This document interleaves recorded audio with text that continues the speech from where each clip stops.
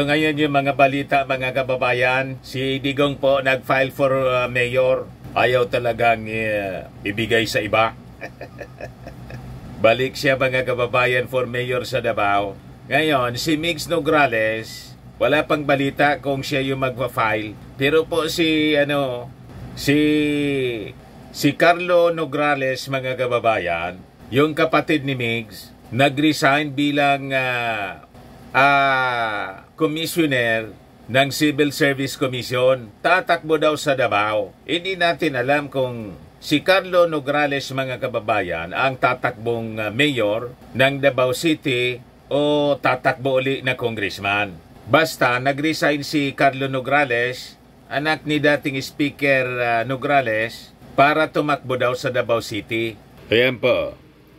Tatakbo sa Davao, Carlo Nograles resigns as CSC chair. Meanwhile, mga kababayan, si Sandro Marcos nag-file na rin po kasama si Presidente Bongbong Marcos. Tapos siyempre si First Lady Lisa Marcos. All out yung suporta para sa pag-file ni Sandro Marcos for re-election siyempre. But before ko mga kababayan ibigay sa inyo yung mga balitang yan at pag-usapan natin yung mga issue sa politika rito sa ating bansa, click subscribe muna dito sa ating YouTube channel and hit the notification bell para lagi po kayong updated sa mga kaganapan dito sa ating bansa.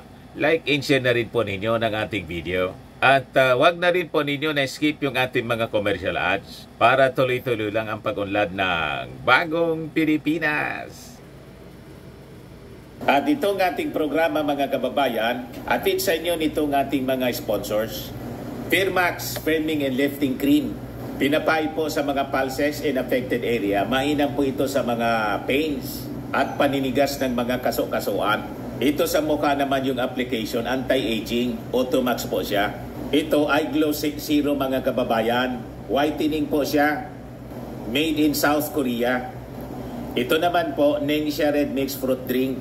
Gawa po siya sa goji berry. May anti-cancer properties po siya. At sa mga naghanap po ng malinis and spacious fitness gym, pumunta lang po kayo sa aming Colossal Fitness Gym. May Grab car rental din po kami. At bills payment po sa aming office. At saka sa mga mahilig po sa mga imported bags, manood po kayo sa live selling ni Madam Eileen Rosales sa kanyang Eileen Closet po. Pati mga shoes, ito yung kanya po. Ito yung kanyang page. Kita ninyo, napakagandang mga online selling po siya. Si Madam Eileen Rosales. Cellphone number niya po 773-798-7816. So balik tayo mga kababayan dito sa ating sa ating mga balita ngayon. All out po yung ating Pangulong Bongbong Marcos with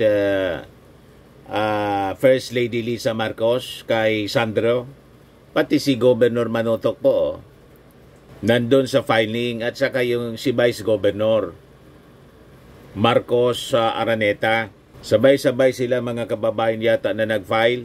Tingnan natin itong video mga kababayan.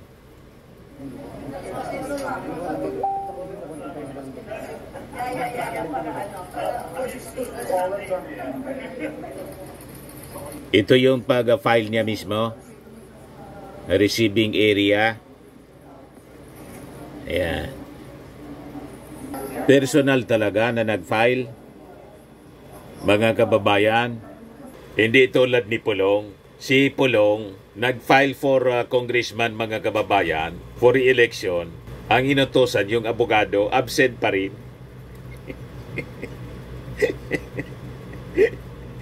O diba?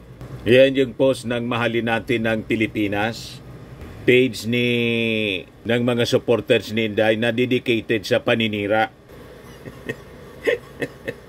Ang mababasa mo dyan, propaganda laban sa ating Pangulong Bongbong at kay Martin Romualdez. Pinablis nila dyan mga kababayan yung pag-file ni Pulong. Inutosan lang yung abogado. Talaga niya Mr. Maravillas. Parang si Inday tamad.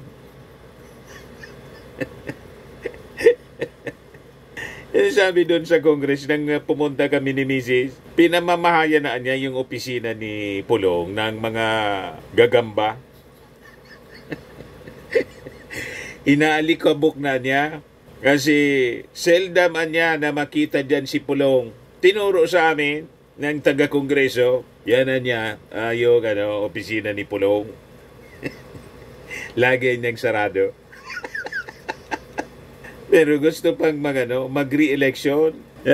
Davao City 1st District Representative Paulo Pulong Duterte has officially filed his certificate of candidacy for re-election at the Commission on Elections Field Office in Magsaysay Park, Davao City. His COC was filed on October 7, kanina po, 2024, through his representative lawyer attorney Elijah Pipito. This move marks his intent to continue serving Davao City's 1st District in the upcoming elections. Paano niya mapaglingkuran yung kanyang distrito? Kaya nga representative siya. Hindi man po nagtatrabaho sa Congress. Diba? Ayan po yung abogado.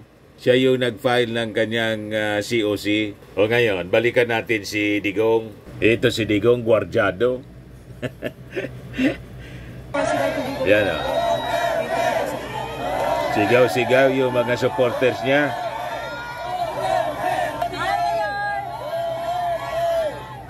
Mahina na po. Nangayayat na po.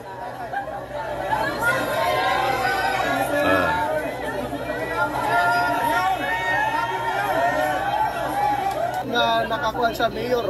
Bubalik pagka-mayor ang atong kanhi Pangulo sa Davao. Gusto magsilbi sa inyo. In Davao, better than yesterday. Ayan si Baste, yung vice mayor niya daw. Duterte. At siguro pag 2028, Duterte din ang pinaplano nila. O ngayon, sabi nga natin mga kababayan, talagang napakasinungaling, confirmed na, napakasinungaling ni Inday. Sa bagay, mismo ang kanyang tatay ang nagsupalpal kay Inday after na i-announce, tatloan niyang Duterte yung tatakbo para senador. Si Baste, si Pulong, tapos yung kanyang tatay. Sabi ni Digo, ano man niya gawin namin dyan sa Senado? Anong gawin ko niya dyan sa Senado? Naniwala man niya kayo kay Inday. Ayun nga po. So, yung mga statements po ng mga Duterte ni Inday at sa kanyang tatay, talagang hindi mo pwedeng panghawakan. Sabi ko nga po sa inyo, sa Bible po, may nakasulat ng mga tao daw na double-minded is unstable in all his ways. Kaya pag naniwala kayo sa mga kwento po ng mga Duterte, ang ibig sabihin yan, mga estupido kayo. Kasi po, hindi sila totoo sa kanilang mga pinagsasabi. Malinaw po. Sabi ni Digong, matanda na niya ako. Hindi na.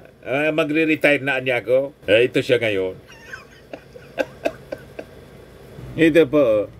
Sabi dito sa balita ng Inquirer, Duterte however kept repeating that he was already too weak and could no longer make it if he ran for public office. So sabi niya, mahina na daw siya para mangampanya for a national office like the Senate. As his daughter, Vice President Sara Duterte, earlier said, tsaka niya, anong gawin ko dyan sa Senado? Sinupla mismo, sinupalpal ni Digong yung kanyang anak. So ibig sabihin, ang mga binibitawang salita po ni Inday, huwag nating seryosohin. Pag sineryoso mo yung mga pinagsasabi ni Inday, lahat ng statement niya po, baliwalain natin. Pinaglalaroan lang po kayo. Ganon siya, mga kababayan, ganon sila lahat. Kaya nga po doon sa doon sa Congress, ayaw mag-take oath, ayaw manumpa na magsabi ng katotohanan at pawang katotohanan lamang. Asa ka pa na magsasabi sila ng totoo. Yan sabi ni Digong dito, Senator, not me, di ko na kaya. Said the 79-year-old former president who also kept on referring to his age as 73. Kaya pala mali yung naisulat sa balita noong isang araw na nabasa natin. Sabi ko, 73 ng 73. 6 years ago pa yon. Yung 73 siya. 79 years old na po. Chinek ko yung kanyang edad po. Ni-research ko. 1945 siya pinanganak. Paano naging 73? Di ba? So sabi dito, but when pressed by reporters if he could still run for a local post, he said in Filipino, if God will say I'm going to die tomorrow, I will not tinker with politics anymore. Or if he could give me a single cell of cancer, I will not refuse it because I am old. But what I am supposed to do? Sabi ni Digong, lagi na lang anya akong nasa bahay, nagbabasa ng dyaryo at saka nanonood ng telebisyon. Nakatingin niya ang asawa ko pag uwi niya, nasa sofa ako. Tinitingnan niya ako pag uwi niya sa gabi, nasa TV ako. Masama ng tingin niya sa akin. Ano dapat kong gawin? Anong dapat gawin ko? Kaya siya, kumandidato uli kasi wala na daw siyang ginagawa. Ganon mga kababayan. Ano yan, reading mo, bakit? Ganyan talaga po ang karamihan sa mga politiko. Magre-retire yan pag kinuhanan ni Lord. O diba? O kung hindi, pag natalo na, tulad ni Erap, gusto pang tumakbo, natalo ni Isko sa Manila. O ngayon, tingnan natin kung malakas pa si Digong kasi ito yung ginawa nilang desisyon, believing na baka matalo si Baste kung halimbawa si Baste yung ilalaban. Kasi yung ating administrasyon, siyempre maglalagay ng kandidato. Hindi natin alam kung sino yung ilalaban, kung si Migs Nograles o si Carlo Nograles po. Wait na lang natin kung baka bukas pa mag-file kung sino yung magiging kandidato ng ating administrasyon. Sigurado po, may lalaban na po kay Digong dyan sa Davao City. And right now, biglang nag-resign po si Carlo Nograles as chairman ng Civil Service Commission. Tatakbo daw sa Davao. Hindi man sinabi kung ano yung tatakbuhan. Ayan po, tatakbo sa Davao, Carlo Nograles resigns as CSC chair.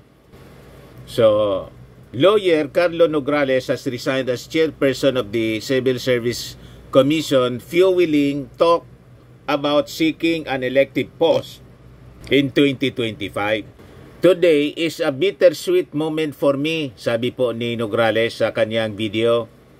To my Civil Service Commission family, allow me to let my heart out for once and express my deepest gratitude anya in appreciation to everyone as I leave the CSC to embark on another chapter.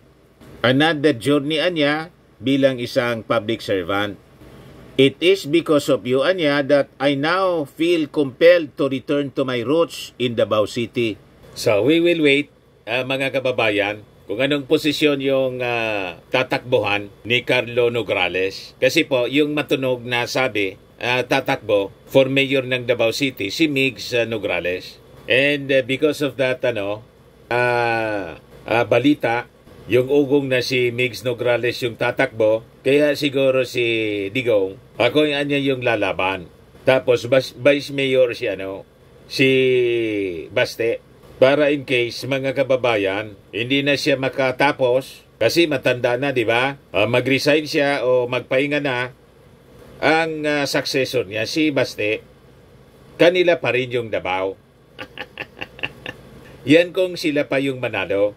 Ngayon, may kapalit na pala po na DILG Secretary, si resigned DILG Secretary Ben Abalos. Ito po, sabi rito, Justice Secretary Remulla confirms brother's appointment as DILG Chief. Si Cavite Governor na po, John Vic Remulla, ang bagong DILG Chief. Sabi bukas, naka-schedule na to si Governor John Vic na mag-take oath sa Palasyo Malacanang.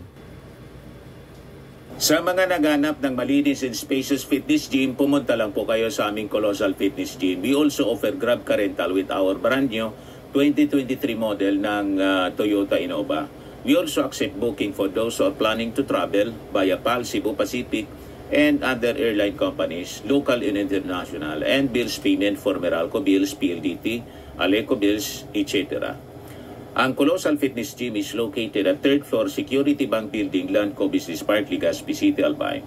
For inquiries, look for Gilon Maravillas. Contact number 0966-802-0949. Yan yung aming Innova. Lagi na pong matao sa amin. Pati mga foreigners po, tingnan ninyo. Mga British tourists sila. Ang lalaki ng katawan na, mga kababayan, nag-gym sa amin. Ito naman po, Indian National. Ito mga mga European sila. Ito naman yung bago naming product na binibenta online, Eye Glow Serum. Whitening po siya galing sa South Korea. Tingnan ninyo yung epekto sa aking anak na architect entrepreneur, Riz Maravillas. For inquiries, look for Riz Maravillas on FB. Ito naman po, Firmax Framing and Lifting Cream. Pinapahid po ito sa mga pulses and affected area. Mainam po ito sa mga pains at paninigas na mga kaso-kasuan. Ito po, Automax Radiant Serum. Sa mukha naman yung application. Anti-aging po siya. You will look 10 years younger than your age. Sa mga cancer patients naman po, baka lang gusto ninyo itong itry. Nengxia Red Mix Fruit Drink. Hindi man po siya gamot, food supplement siya. Kaya lang, gawa siya mga kababayan sa goji berry.